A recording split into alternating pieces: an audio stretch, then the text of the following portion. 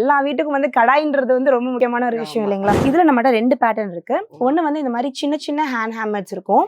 இது வந்து கொஞ்சம் இந்த பெருசா இருக்கக்கூடிய ஹேண்ட் ஹேமர்ஸ் கடாய். ஸோ பித்தளை கடாயில வந்து நம்ம பித்தளை அப்படின்றது வந்து காப்பர் அண்ட் ஜிங்க் சேர்ந்தது தான் பித்தளை. ஸோ அதில் வந்து பார்த்தீங்கன்னா நம்ம அப்படியே செஞ்சோன்னா அதிகமான ஃபுட்டில் வந்து நம்மளுக்கு ஜிங்க்கும் காப்பரும் வந்து ட்ரான்ஸ்ஃபர் ஆகிறது அவ்வளோ நல்லது கிடையாது ஹெல்த்துக்கு. ஸோ அதனால் நம்ம ஈயம் பூசியிருக்கோம் உள்ள.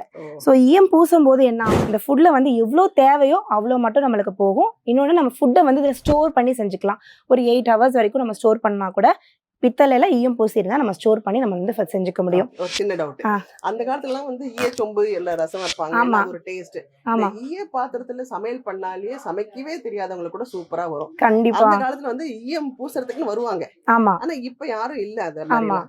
பட் இந்த மாதிரி ஈயம் வந்து போயிடுச்சுன்னா பூசணும், நாங்களே பண்ணி கொடுக்குறோம்.